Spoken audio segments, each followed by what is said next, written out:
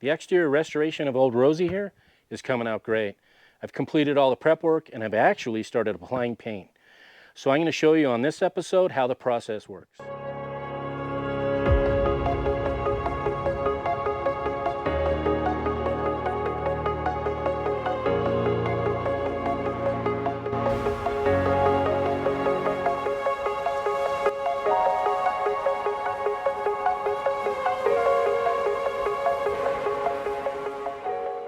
In the last two episodes, I showed you how I'd remove the old faded and cracked decals from this 2006 Alfa motorhome, and I also showed you how I got rid of all the ghosting and all the imperfections that were left over after I removed all those decals. There's a link for those two episodes down in the description below to bring you up to speed.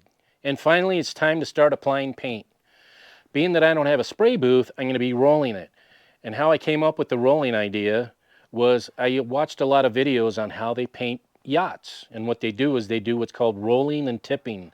So they'll roll it on with a roller, with a high density roller, and then they'll tip it off with a brush. I tried that process and I didn't really get the results that I wanted. So after a little bit of trial and error, I came up with the process that actually worked for me, and that's what I'm going to be showing you today. It's a bit more complicated than painting your house. We're going to be putting on 5 coats. The reason we're putting on 5 coats is we're going to be wet sanding later, and then we're going to be buffing.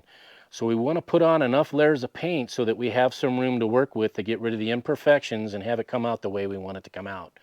So we're going to do the 5 coats, wet sand, and then buff, and then it should come out really nice. Okay, so let's get ready to paint. I'm going to show you all of the products I'm going to be using for painting Rosie. First thing I want to show you is the paint that I'm going to be putting on. Rust-Oleum Professional High Performance Protective Enamel. So that's what I'm going to be using to roll on to Rosie. That's going to be, and it's the gloss white. And that's an oil-based paint. The other thing that I did was I'm also using what's called an extender. It's called Penetrol.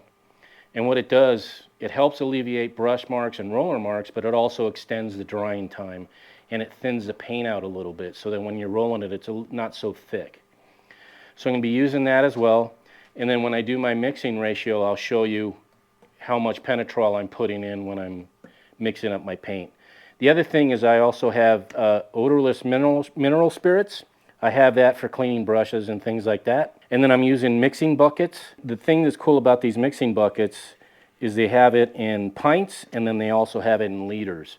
I'm using the pint side. I have this little mixing cup. It's a plastic one. Just pick that up. They're cheap. I got that for mixing my Penetrol with my paint. And then I have rags, disposable rags that I'm using for when I'm cleaning, doing any cleaning up or anything like that. And then when I mix my paint, I pour it into this container here, the Pelican. The reason why I chose that over a regular paint tray is I'm going to be climbing up and down on a ladder, and on the ladder there's not really a good place to put a paint tray.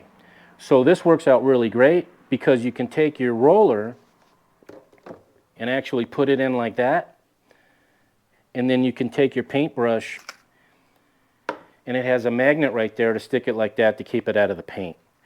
So that works out really well when you're trying to work on a ladder and all that. This works out really great.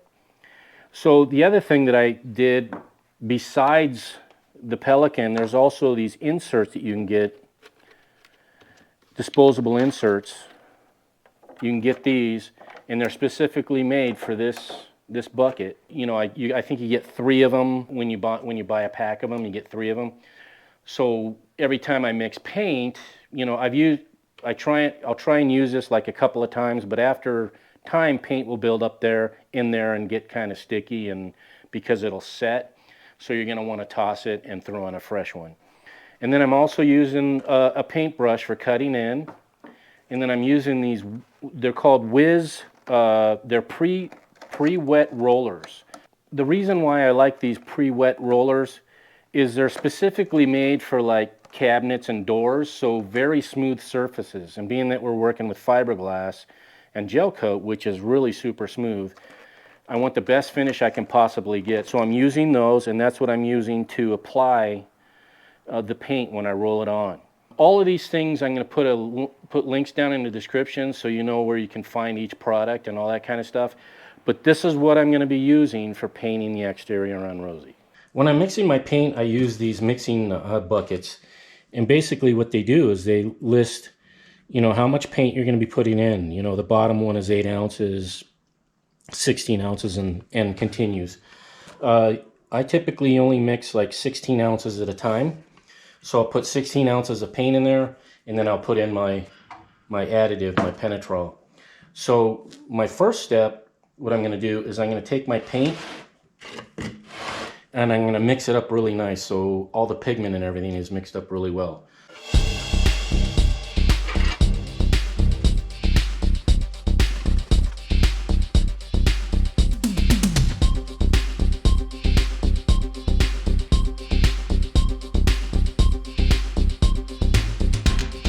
Now that we got it all mixed up, we're going to go ahead and pour ourselves in, I'm going to, like I said, 16 ounces. So I'm going to put 16 ounces of paint in there.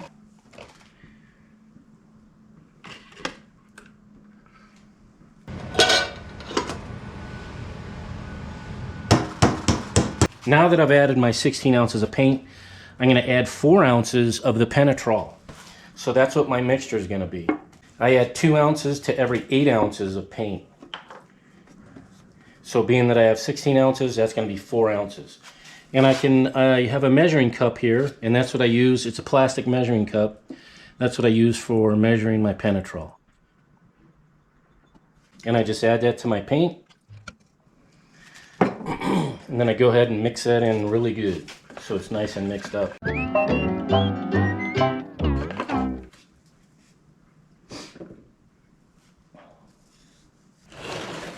Then we just want to go ahead and pour that into our bucket here, our paint bucket. Now we have the paint in our Pelican paint bucket with our roller and our paintbrush over here. We're ready to go roll some paint. Now when I start painting on these surfaces here around the mirror and up here by the windshield, I'm going to cut in like you normally would, like if you're painting a wall or whatever. So I'm going to use a brush for that, and then I'm going to follow up with a roller. So I'm going to go ahead and cut in on all those spots, and then I'll follow up with the roller.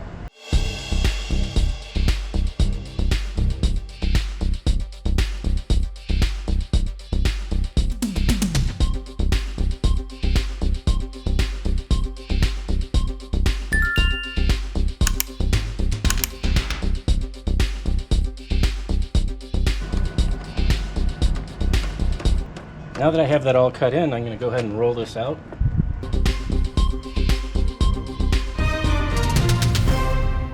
Now once I feel that I've got all the paint off of the roller and it's on the surface here, what I do is I roll it very lightly to get rid of any bubbles or imperfections. And it kind of helps the paint lay out flatter.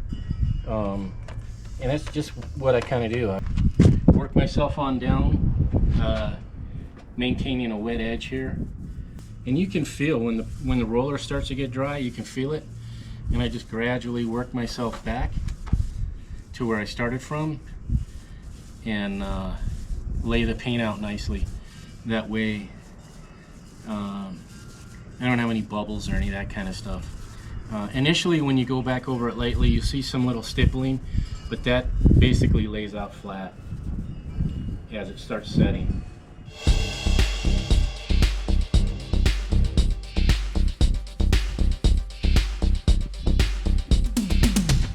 Well, that's the first coat I got on the front here. So we go ahead and let that dry. I'm going to let it dry 24 hours, so I'll come back tomorrow and do the same thing, put a second coat on. Later today, we're going to proceed with doing the side here once the shade shows up. So I'm going to sand where I've got all the spot putty. I'm going to get that all sanded smooth, and then put a coat of paint on it later this afternoon.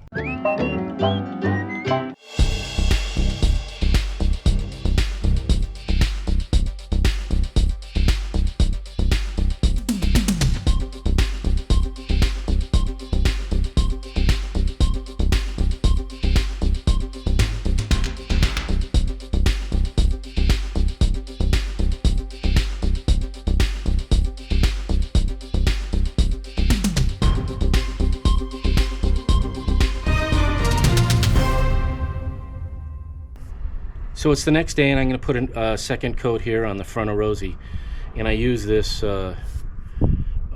extension pole for the end of my paint roller.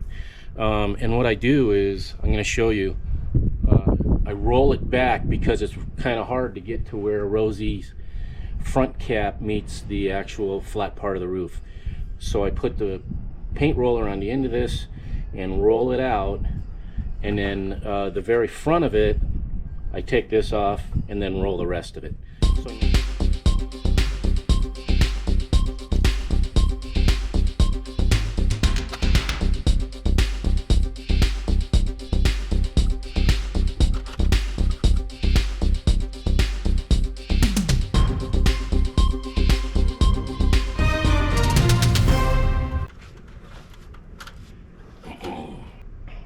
So now that I got the top completed, I'm going to continue on with the rest of the front here. So I'm going to go ahead and add my second coat onto the rest of the front.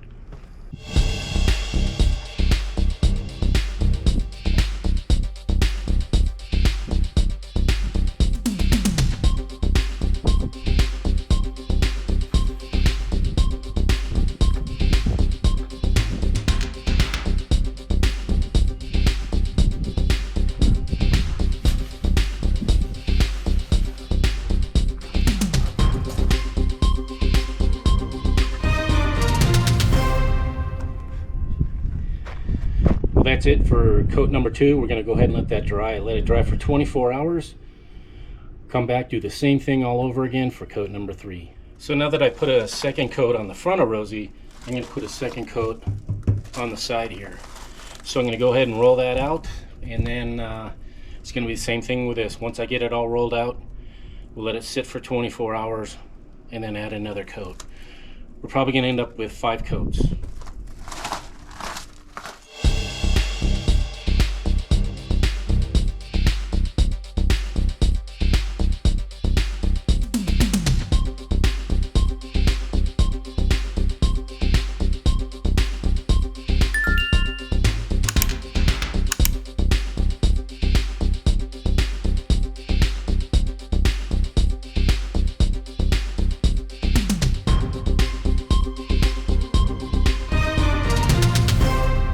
That's going to do it for today.